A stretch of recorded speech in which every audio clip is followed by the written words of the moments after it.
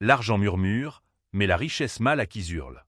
Lorsque la redoutable matriarche de la famille criminelle la plus dangereuse de la ville décida de détruire publiquement une serveuse de 22 ans pour un verre de Bordeaux renversé, elle s'attendait à des larmes et des supplications. Au lieu de cela, elle plongea le restaurant entier dans un silence de mort.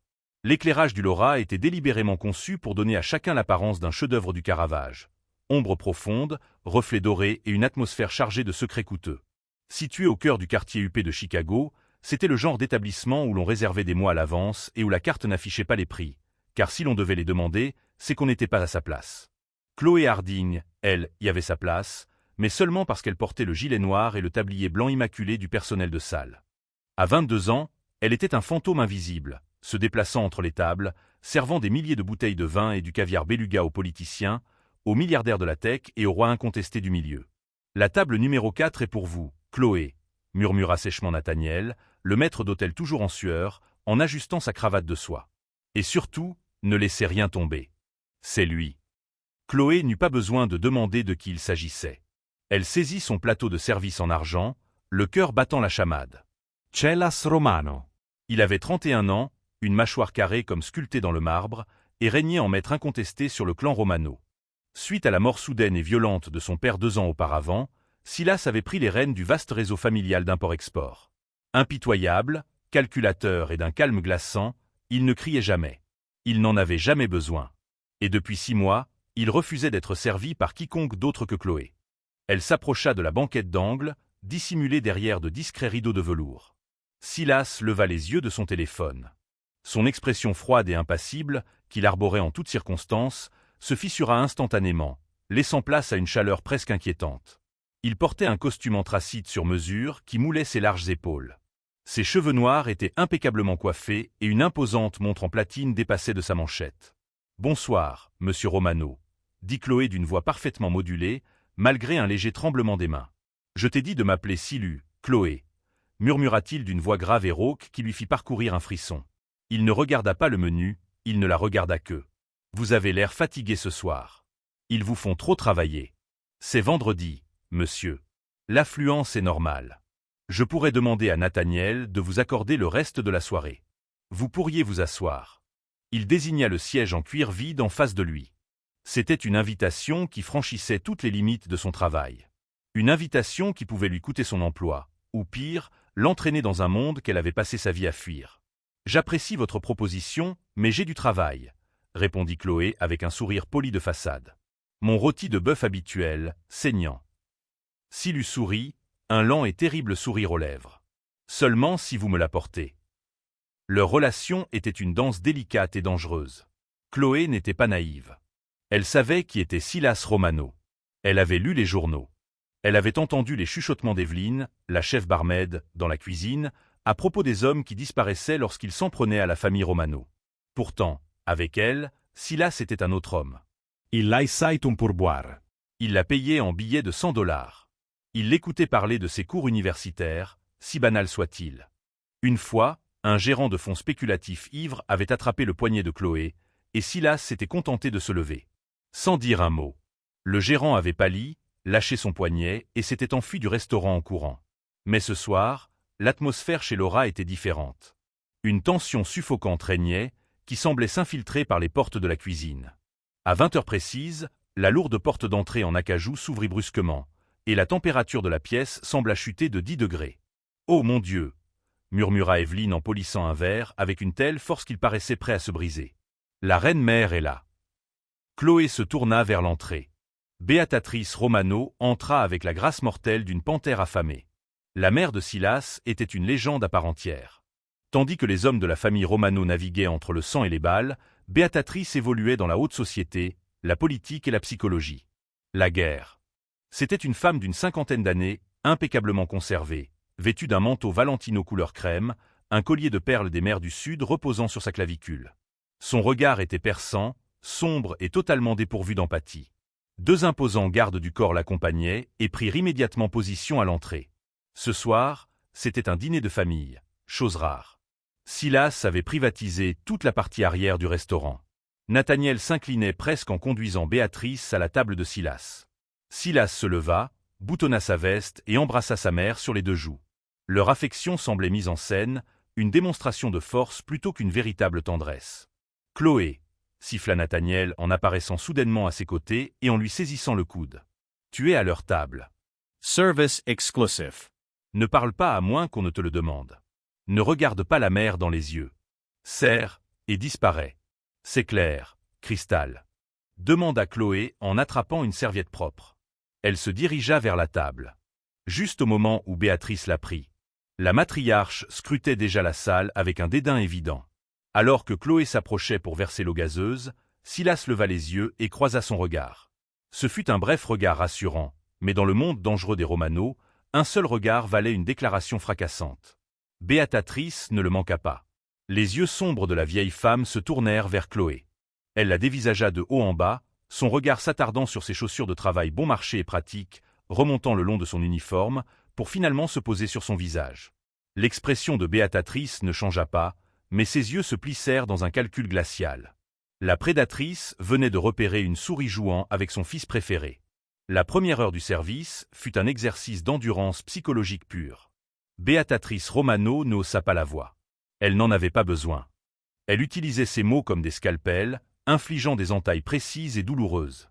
Elle renvoya son entrée de foie, prétendant que la foie gras était abîmée. Elle se plaignit de la température ambiante, forçant Nathaniel ajusta le thermostat jusqu'à ce que les autres clients grelottent. Malgré tout, Chloé restait d'une élégance professionnelle exemplaire. Elle remplissait les verres d'eau en silence, débarrassait les assiettes avec une précision rapide et ignorait le regard protecteur et pesant que Silas lui lançait. « Tu sembles distrait ce soir, Silas », remarqua Béatrice en tamponnant délicatement ses lèvres avec une serviette en lin. « Tu as à peine touché à ton voile. »« Je vais bien, mère », répondit Silas d'un ton sec. « Je pensais juste au manifeste des navires pour le port. »« Ah bon ?» demanda Béatrice d'une voix faussement innocente. Elle tourna lentement la tête et son regard se posa sur Chloé, qui se tenait à quelques pas du buffet. « Je pensais que tu étais peut-être préoccupé par le personnel. » Le mot « personnel » planait, lourd et offensant. Silas serra les dents. « Maman, ça suffit. »« Oh, ne sois pas si susceptible, ma chérie. » Béatrice laissa échapper un rire sec et sans humour. Elle leva deux doigts, un geste de dédain. « Ma fille, viens ici. » Chloé prit une inspiration, lissa son tablier et s'approcha de la table. « Oui, madame. Puis-je vous apporter autre chose ? » « Nous prendrons le Château Patry. » « Le 1990, ordonna Béatrice, ne regardant pas Chloé, mais Silas. C'était une bouteille à $10 000, et veillez à bien la carafer.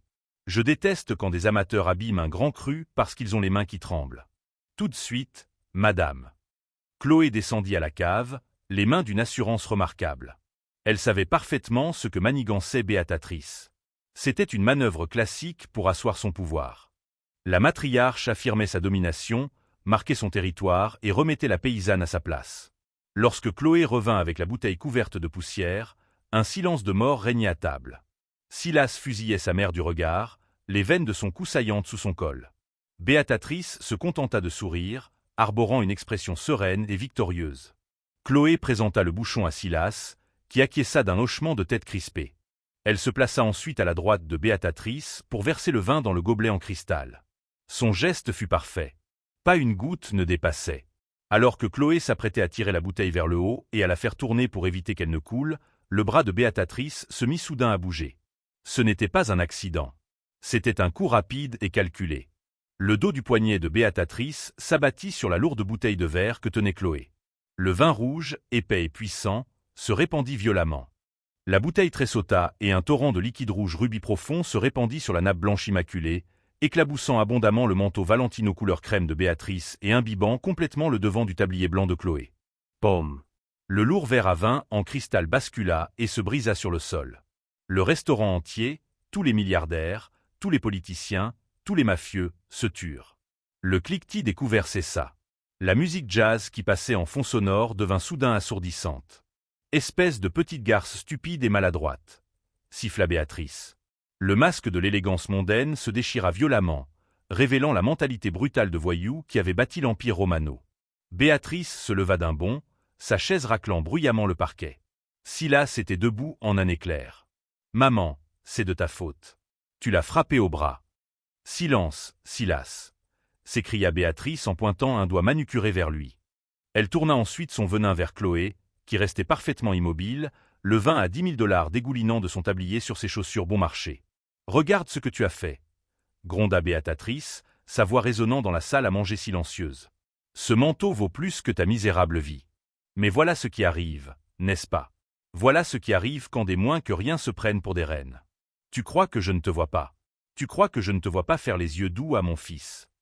Nathaniel, le gérant, traversait la salle en courant, l'air à bout de souffle. « Madame Romano, je suis vraiment désolé. Je vais la faire renvoyer sur le champ. Je vais payer le manteau. »« Tais-toi » ordonna Béatrice à Nathaniel sans quitter Chloé des yeux. Béatrice fouilla dans son sac à main de marque, en sortit un billet de 100 $ tout neuf et le jeta par terre, le laissant tomber dans la flaque de vin renversé et de verre brisé. « À genoux » ordonna Béatrice d'une voix tremblante de malice. « À genoux. Essuyez mes chaussures avec ton tablier, et tu garderas les 100 $. C'est probablement plus que ce que ton père a jamais gagné en une semaine. » Silas Buhea.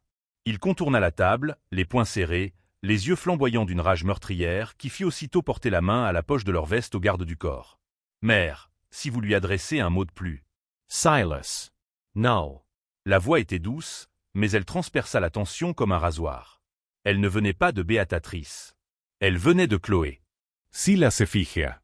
Béatrice cligna des yeux, déconcertée par le calme absolu de la voix de la serveuse.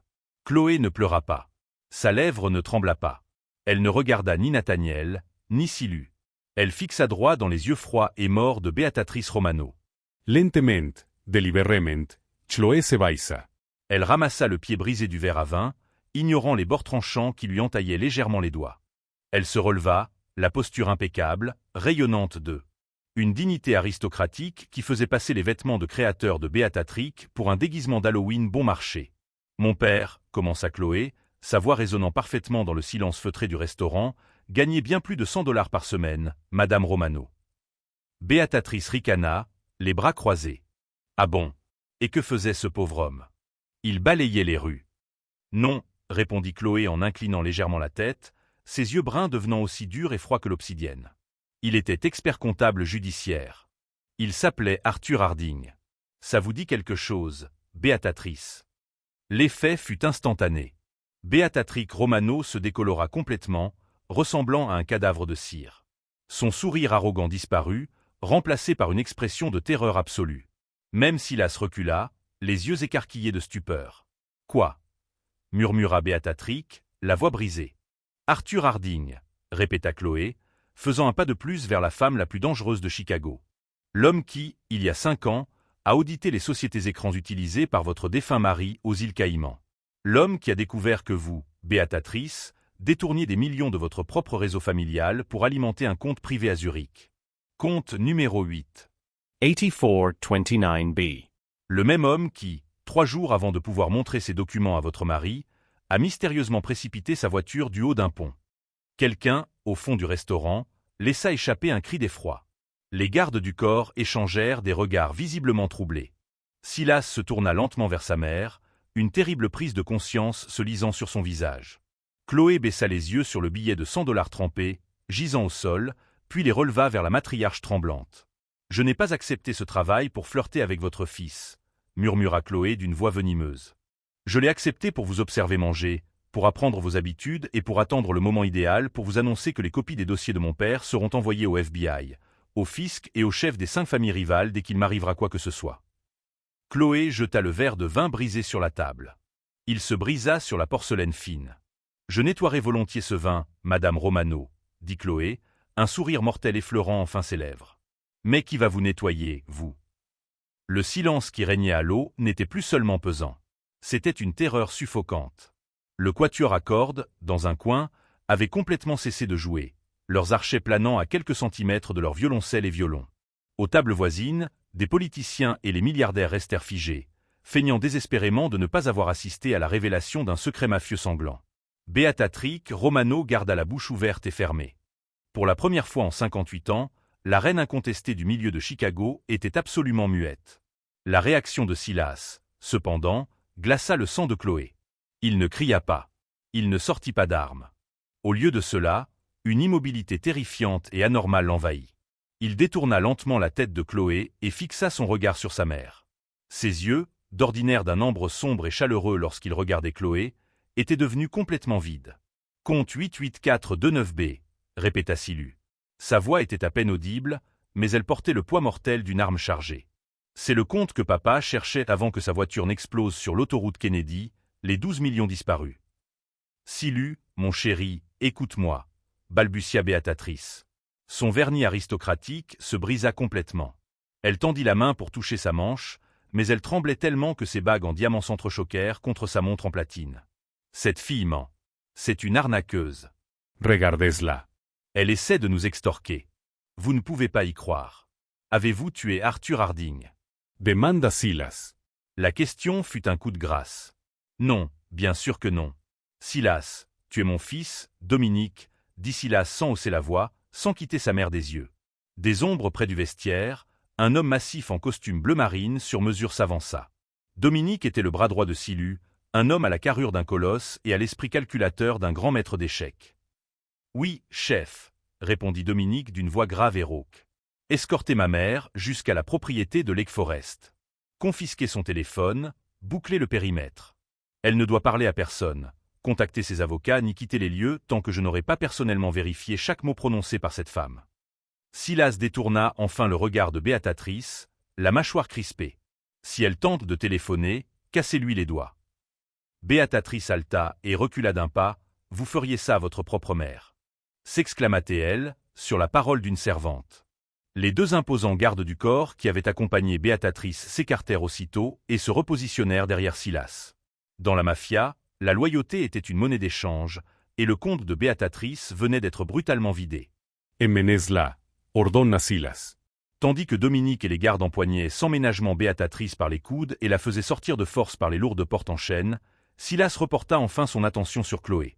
Chloé se tenait toujours près des débris de verre, son tablier blanc taché de sang, la poitrine soulevée par l'adrénaline. Elle avait joué son jeu. Impossible de retourner, servir des côtes de bœuf et de l'eau. Elle passa la main derrière son dos, défit le nœud de son tablier et laissa le tissu imbibé de vin tomber au sol, juste à côté du billet de $100 tout neuf. « Je démissionne », dit Chloé à Nathaniel, le maître d'hôtel, qui se cachait derrière le pupitre, l'air si pâle qu'il aurait pu s'évanouir. Sans attendre de réponse, elle fit volte-face et sortit par la porte de la cuisine, s'engouffrant dans le couloir de service, dans le vent glacial de la nuit de Chicago. Elle n'avait pas atteint le bout du couloir qu'elle entendit des pas lourds et mesurés derrière elle. « Harding », dit-elle. Chloé s'arrêta, mais ne se retourna pas.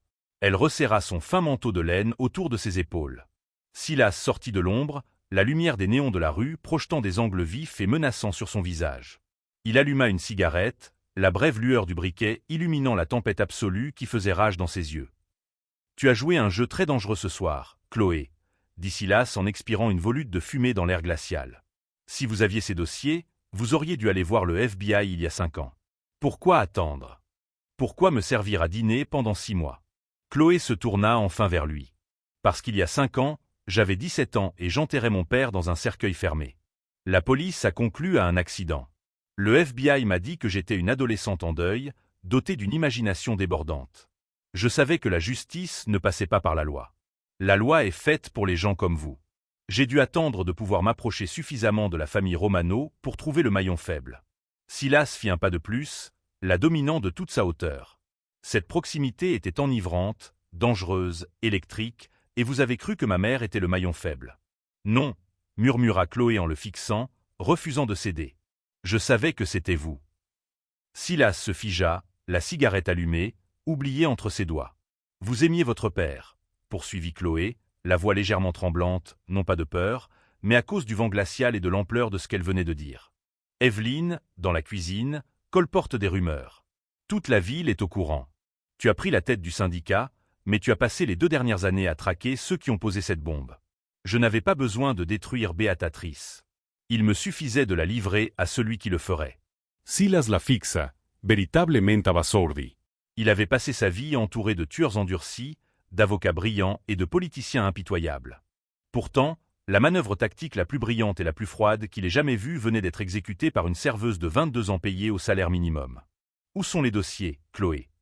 demanda Silas, sa voix baissant d'un ton, devenant dangereusement douce. « En sécurité, » répondit-elle. « Et si je ne me connecte pas à un serveur crypté spécifique toutes les 48 heures, ils sont automatiquement transmis à une liste de procureurs fédéraux et de journalistes.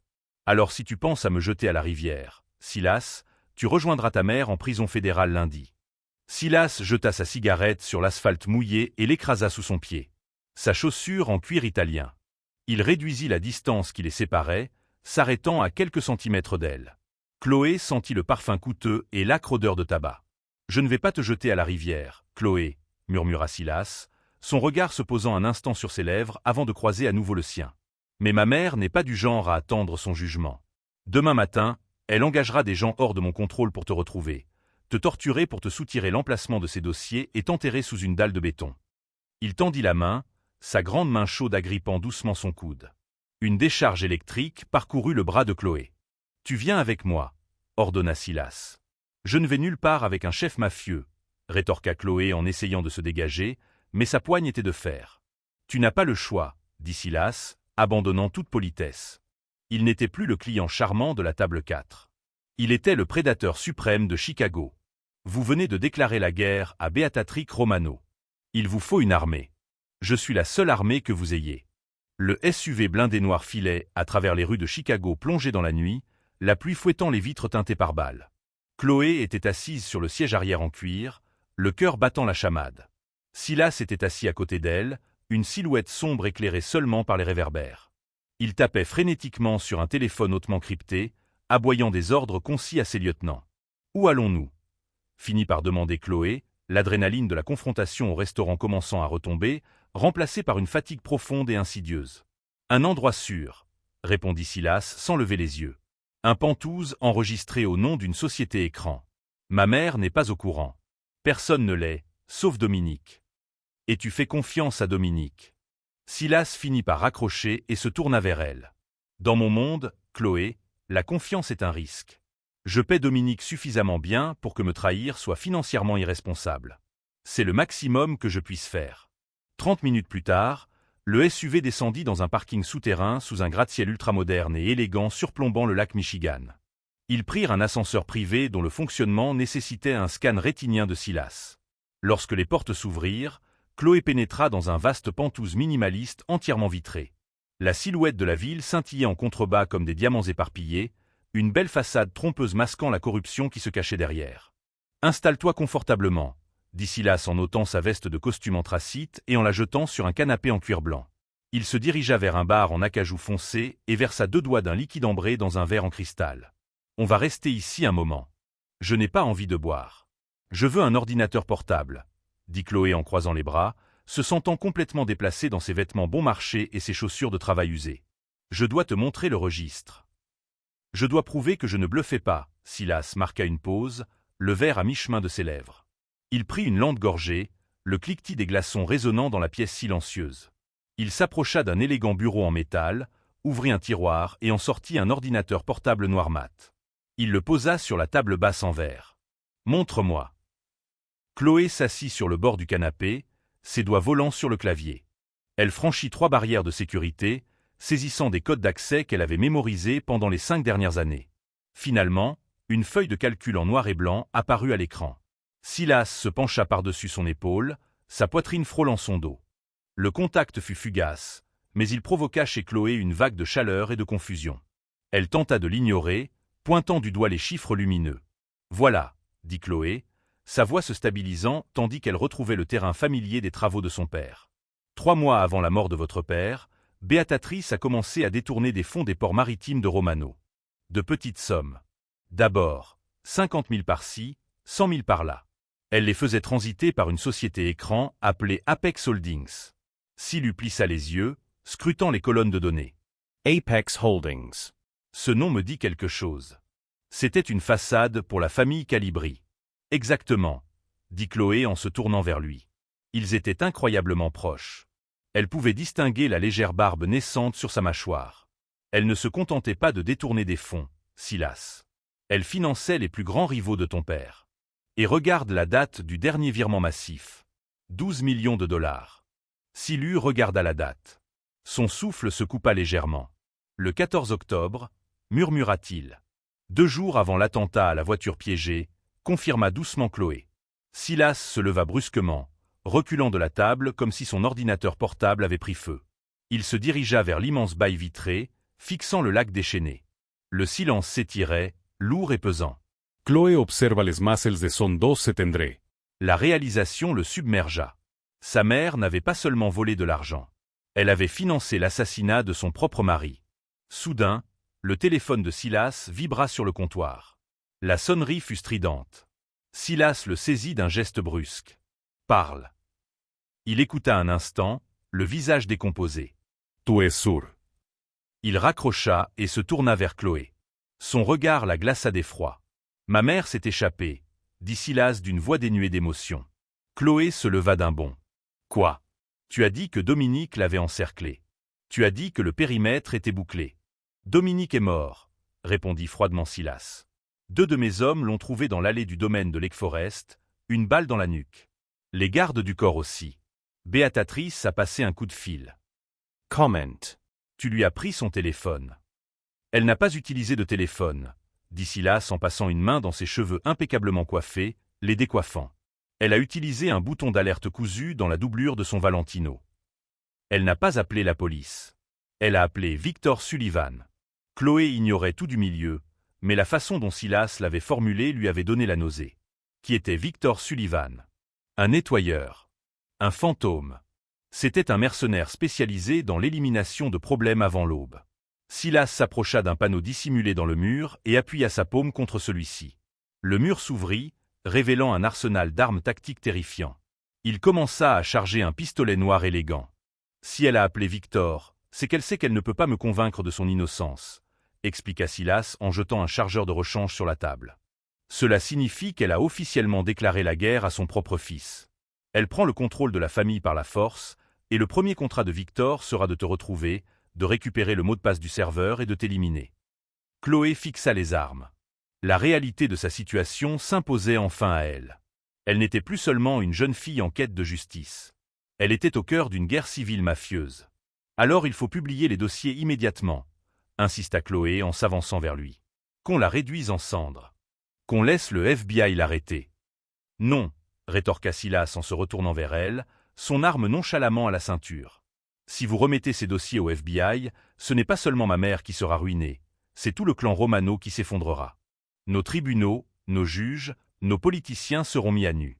Je finirai en prison fédérale à ses côtés. Je ne vous laisserai pas détruire mon empire. Ce n'est pas un empire, Silu. C'est un cimetière.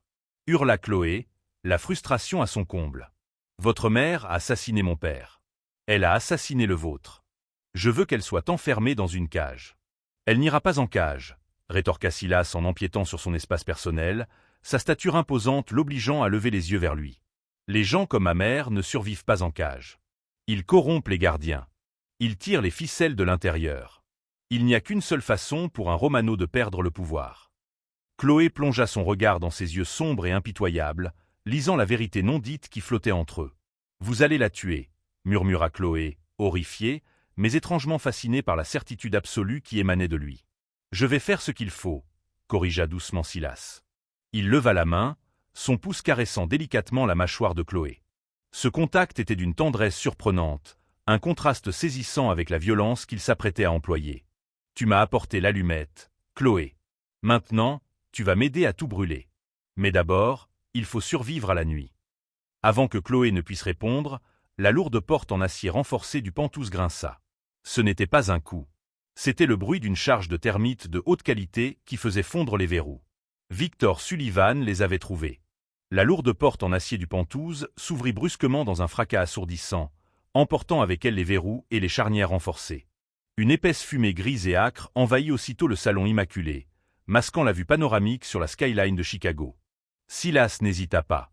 Il saisit Chloé par la taille, sa poigne laissant des marques, et la poussa violemment derrière l'imposante dalle de marbre par balle. L'îlot central trônait au milieu de la cuisine.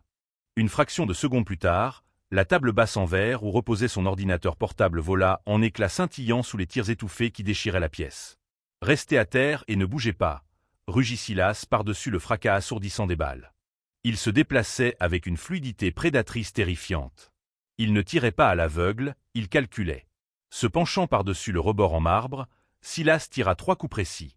Deux bruits résonnèrent dans la fumée, tandis que la première vague d'hommes de Victor Sullivan s'écroulait sur le parquet, instantanément neutralisée. Mais Victor Sullivan n'était pas un voyou. C'était un fantôme. Silu, une voix douce et désincarnée, résonna dans le couloir enfumé. Ta mère me paie 5 millions de dollars pour la tête de la fille et le disque dur. Rire. Tu peux partir. Je n'ai pas de contrat sur toi. Tu es entré chez moi, Victor, rétorqua Silas en éjectant son chargeur vide et en insérant un nouveau. La poignée de son pistolet. Ça fait de toi un homme mort.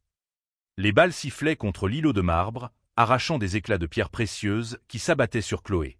Elle se couvrit la tête, le cœur battant la chamade. Elle regarda l'ordinateur portable, miraculeusement épargné par la destruction de la table, posé en équilibre précaire sur un morceau de verre intact à quelques mètres de là. Silas. Halta Chloé en rampant vers lui. On ne peut pas les retenir. Laisse-moi envoyer les dossiers au FBI. Non. Silas la saisit par l'épaule, son regard brûlant se fixant sur le sien. Si tu les envoies aux fédéraux, le juge Thomas Fitzgerald interceptera les mandats avant l'aube. Il est à la solde de ma mère depuis 10 ans. La loi ne nous sauvera pas, Chloé. Seule la rue le fera. Chloé le fixa, la terrible réalité de son monde se cristallisant sous ses yeux. Alors, que fait-on? Tu n'envoies pas le registre aux autorités, ordonna Silas, sa voix se réduisant à un murmure menaçant. Tu l'envoies à Don Carlo Calibrasi. Tu mets en évidence les 12 millions que ma mère a détournés de l'affaire Apex Holdings. Tu montres à Carlo que Beatrice Romano n'a pas seulement volé sa propre famille. Elle a volé toute la commission de Chicago. Chloé eut le souffle coupé. C'était un coup de génie diabolique. Elle n'enverrait pas Beatrice en prison. Elle la jetterait en pâture au loup qu'elle avait tenté de contrôler. « Couvre-moi » dit Chloé. Avant que Silas ne puisse protester, Chloé surgit de derrière l'îlot de marbre. « Harding, non » hurla Silas en se levant et en ouvrant un déluge de tirs de suppression dans le couloir. Chloé se jeta à terre, glissant sur les éclats de verre. Des morceaux de verre déchirèrent son pantalon de travail bon marché et lui mordirent les genoux, mais elle ne s'arrêta pas. Elle saisit l'ordinateur portable, les doigts luisants de son propre sang, et tapota frénétiquement le pavé tactile pour allumer l'écran. Une balle siffla à son oreille. Si près qu'elle sentit la chaleur de l'air déplacé. Silas riposta en jurant violement. Chloé navigua sur le serveur crypté. Elle contourna le système de routage des courriels du FBI et saisit manuellement le contact direct crypté du syndicat Calibri. Une adresse numérique qu'elle avait trouvée enfouie dans les archives les plus profondes de son père, une adresse qu'il avait surnommée la sonnette du diable. Elle joignit le registre. Elle sélectionna le compte 88429B. « Allez, allez » murmura-t-elle, tandis que la barre de chargement progressait lentement sur l'écran. « Transfert terminé. »« C'est fait » hurla Chloé en laissant tomber l'ordinateur portable et en se précipitant derrière l'îlot de cuisine, juste au moment où une nouvelle rafale de balles criblait le mur derrière elle. Silas ne perdit pas une seconde. Il sortit son téléphone hautement crypté, composa un numéro rapide et mit le haut-parleur, le tenant en l'air pour que sa voix couvre les coups de feu. Victor. Cria Silas. Verify TES Communications Cryptese. Appelle ton agent de liaison. Les coups de feu à l'extérieur de la cuisine cessèrent brusquement. Le silence qui suivit était plus lourd et plus terrifiant que les balles. Pendant 30 secondes interminables, le seul bruit dans le Penthouse fut le hurlement du vent qui s'engouffrait par les fenêtres brisées et la respiration haletante de Chloé. Silas garda son arme levée, son corps la protégeant entièrement. Puis un téléphone portable sonna dans le couloir. Ils entendirent la voix étouffée de Victor Sullivan qui répondait. Quelques secondes plus tard, la voix du fantôme flotta dans la fumée, totalement dépourvue de son assurance habituelle. « Contrat annulé », annonça Victor dans l'appartement plongé dans l'obscurité. « Beatrice Romano a été excommuniée par la commission. C'est une femme condamnée. » Des pas s'éloignèrent. Les portes de l'ascenseur tintèrent. Sullivan avait disparu. Chloé s'effondra contre le comptoir en marbre, enfouissant son visage dans ses mains, tout son corps tremblant violemment. L'adrénaline la quittait enfin, ne laissant derrière elle que la froide et brutale réalité. Silas abaissa lentement son arme. Il balaya du regard le Penthouse dévasté, puis la serveuse gisant sur le sol, ensanglantée. La femme qui venait de démanteler la plus puissante famille criminelle du Midwest en quelques clics. Il s'agenouilla devant elle, ignorant le craquement du verre sous ses genoux. Il écarta doucement ses mains de son visage. Ses yeux ambrés n'étaient plus froids. Ils brûlaient d'une vénération possessive terrifiante. « Mon père est vengé », murmura Chloé, une larme coulant enfin sur sa joue noircie par la suie. C'est fini. Non, murmura Silas en essuyant délicatement la larme du pouce, un contact qui lui fit parcourir un frisson électrique. La reine est morte, mais le trône est vide, et ce n'est que le début. Chloé entra dans le restaurant, non pas comme serveuse, mais comme une reine.